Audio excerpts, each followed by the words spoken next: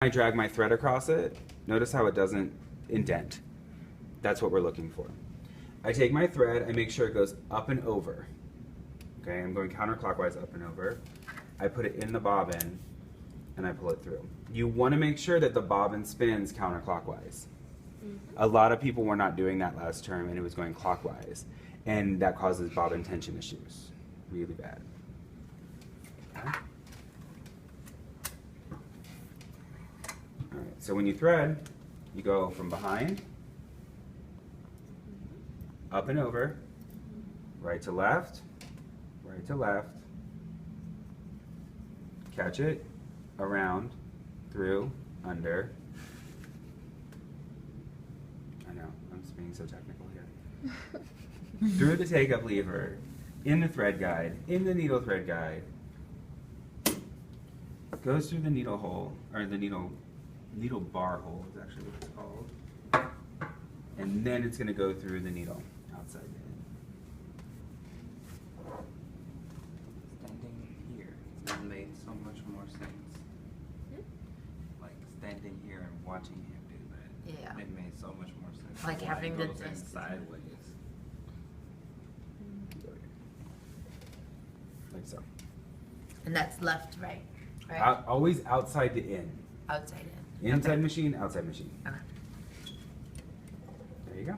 You do that, your machine will always be threaded perfect. Amazing. So is that how you guys were taught how to thread? Yes. Okay, good. Because I will tell you, my last class, they were told, don't use the bar, don't use it. I'm like, no. The holes are there on the machine for a reason. Use them. The only one that's optional is this middle hole right here on some of the machines, but I think yours are fine. Your older machines will have a middle hole, and I don't know why they have that. So once you do this, especially with the fabrics you guys are going to be using, you always want to do a test run. No matter what, you do a test run to make sure it stitches right. Let's screw this up a little bit. So when I do my test run, these machines have servo motors, and I always forget that they're like dead silent. Most machines you'll find, and especially if you buy used machines, they'll have a clutch motor, which will sound more like, I believe your Surgeon servos as well. Your buttonholer, like you know where it has that big wind up and it just makes a lot of noise. That's what a clutch motor does. So I'm gonna go ahead and go, and hopefully it's screwed up. Did it screw up? No, of course not. Why would it want to screw up on me when I'm trying to make it screw up? Okay.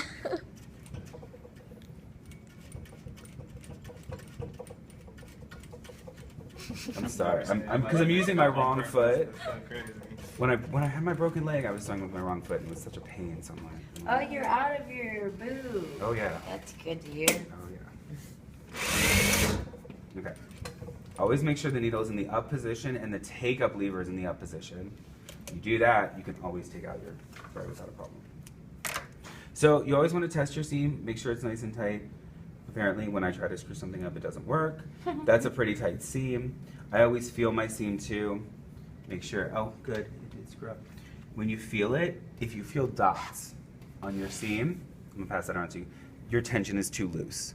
Oh. Okay, so go ahead and feel the bottom of that. You can actually see some of the loops as well. Yeah, I've made garments with that and You can see it. Mm-hmm. So with that, this is your tension wheel. You turn it clockwise to make it tighter. So if you're seeing these bumps or feeling these bumps, you guys can see those right there and feel them, you need to make the tension tighter. There should not be any bumps whatsoever. Okay?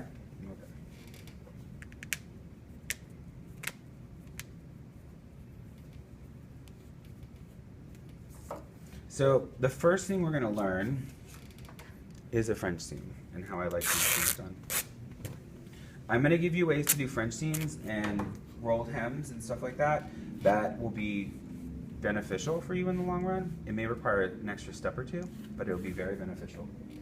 So you're going to take 2 pieces of muslin, and we're going to pretend these are the same size. We'll make them the same size. Let's do that.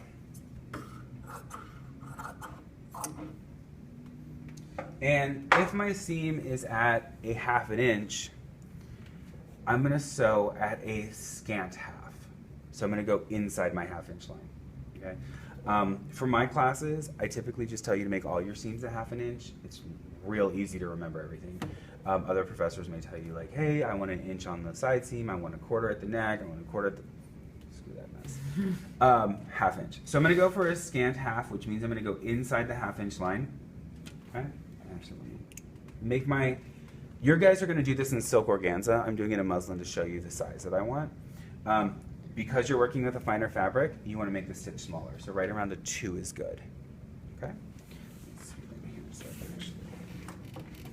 actually. You're gonna go ahead and definitely give yourself a back tack on this.